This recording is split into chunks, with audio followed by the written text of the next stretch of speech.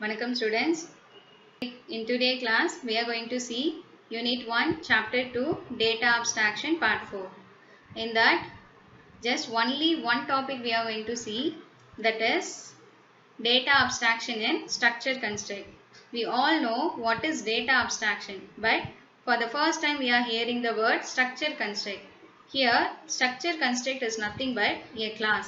So அப்ப நமக்கு classனால என்னன்னு தெரியும், இப்போ data abstractionனால என்னன்னு தெரியும்.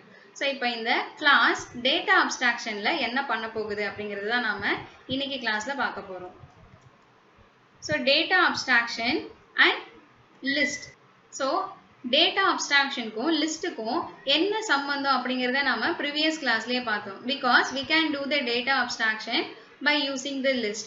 So எப்படி நாம data abstraction list use பண்ணி பண்ணோம்?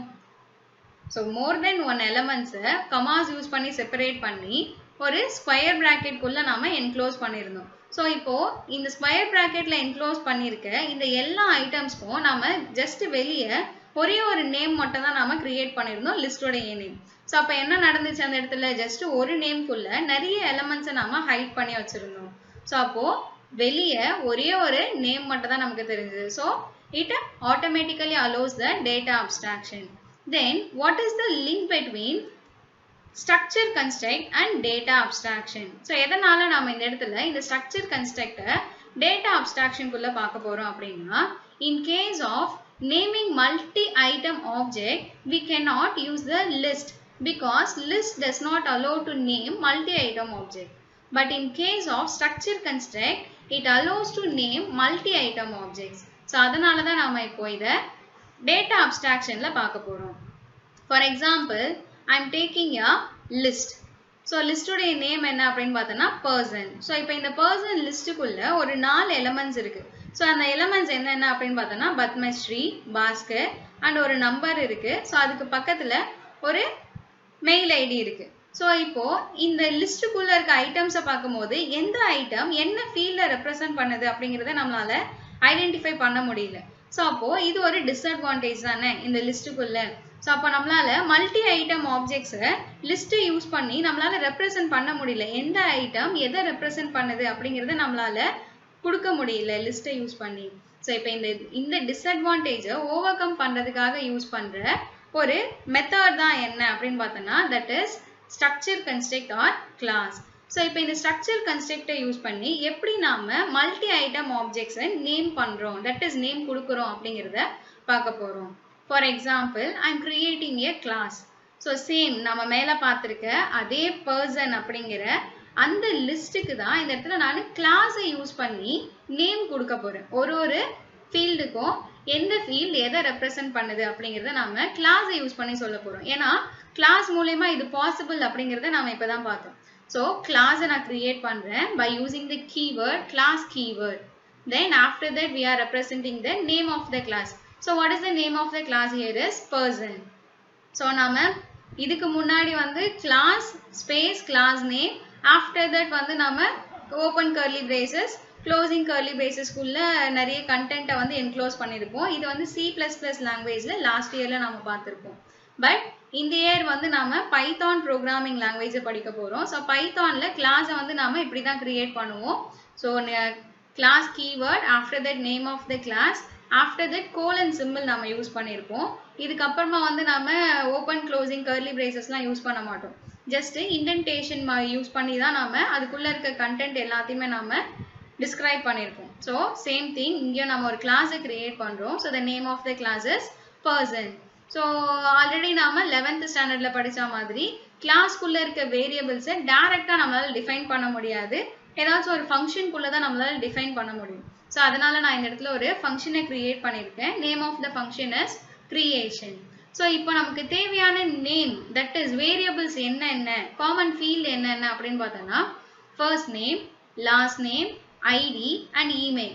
பிகாஸ் நம்மளால லிஸ்ட்ல இதெல்லாம் கொடுக்க முடியல. ஏன்னா நம்மளால என்ன மட்டும் தான் பண்ண முடியும், லிஸ்ட்டுக்குள்ள லிஸ்டுடைய எலமெண்ட்ஸை மட்டும் தான் நம்மளால கொடுக்க முடியும். ஒரு எலமெண்ட்டும் எதை டிஸ்கிரைப் பண்ணுது அப்படிங்கிறத நம்மளால லிஸ்ட் யூஸ் பண்ணி கிரியேட் பண்ண முடியாது.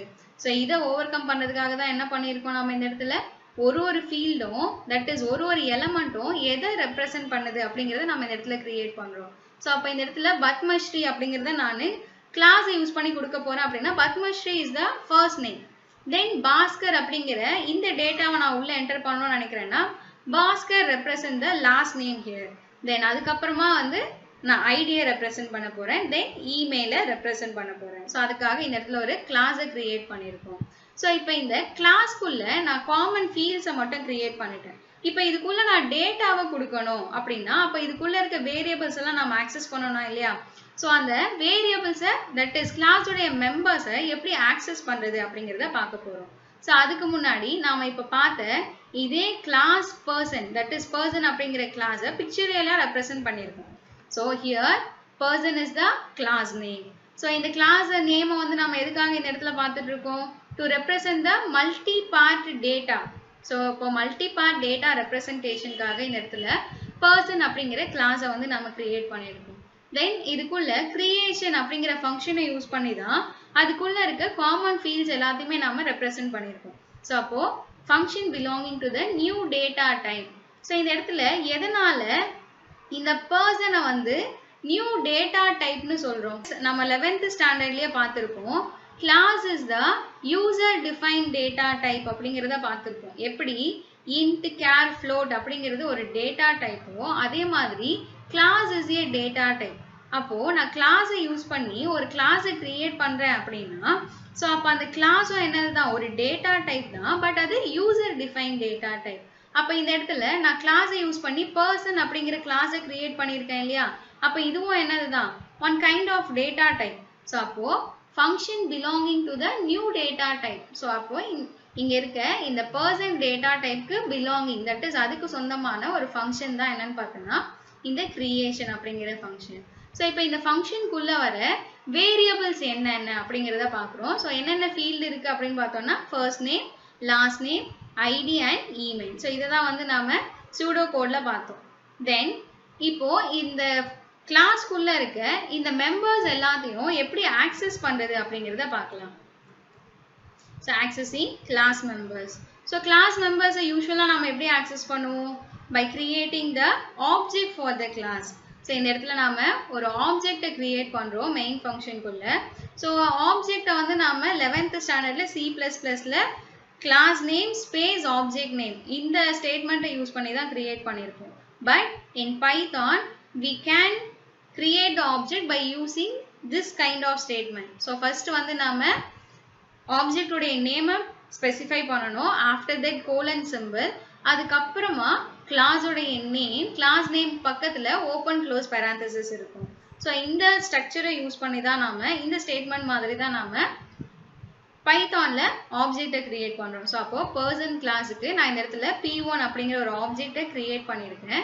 ஸோ இதுக்கப்புறமா அந்த ஆப்ஜெக்டை யூஸ் பண்ணி அதுக்குள்ள இருக்க கிளாஸ் மெம்பர்ஸ் எல்லாத்தையும் நம்ம ஆக்சஸ் பண்ண போறோம். ஸோ இப்போ P1 ஆப்ஜெக்ட் உள்ள ஃபர்ஸ்ட் நேம். ஸோ ஃபர்ஸ்ட் நேம்க்கு நான் ஒரு நேமை ரெப்ரசென்ட் பண்றேன். ஸோ பத்மஸ்ரீ அப்படிங்கிறது. தென் பாஸ்கர் அப்படிங்கிற நேமை வந்து நான் லாஸ்ட் நேம்ல ரெப்ரசென்ட் பண்றேன். தென் அங்க இருக்கிற இந்த நம்பரை ஐடிக்குள்ள நாம ரெப்ரசென்ட் பண்றோம். தென் நமக்கு தேவையான அந்த இமெயில் ஐடியை இமெயில் அப்படிங்கிற இந்த வேரியபிள்குள்ள ரெப்ரசென்ட் பண்றோம். ஸோ இதனால நமக்கு என்ன தெரிய வருது அப்படின்னு பார்த்தோம்னா கிளாஸை யூஸ் பண்ணி நம்ம டேட்டாஸை கொடுக்கும்போது அதுல எந்த டேட்டா எந்த ஃபீல்டுக்கு சொந்தம் அப்படிங்கிறது நம்மளால பார்க்க முடியும். But in case of list எந்த டேட்டா தட் இஸ் எந்த எலிமெண்ட் என்ன ஃபீல்டை ரெப்ரசென்ட் பண்ணுது அப்படிங்கிறத நம்மளால தெரிஞ்சுக்க முடியாது.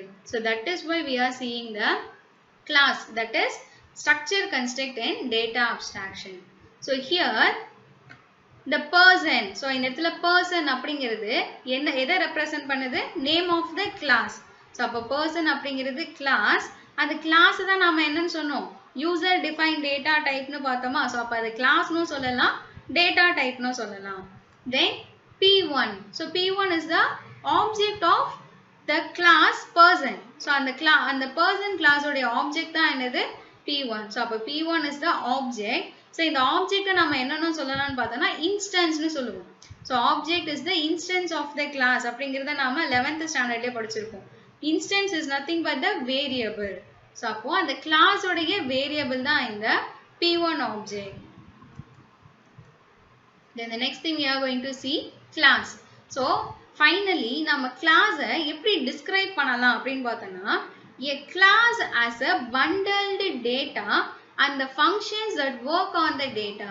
So classனா என்னன்னு சொல்றாங்க, ஒரு classங்கிறது ஒரு bundled data and function. So bundled data and function ஏன் சொல்றோம், ஏன்னா ஒரு classக்குள்ள என்னெல்லாம் இருக்கும், அந்த classக்குள்ள இருக்க data variables.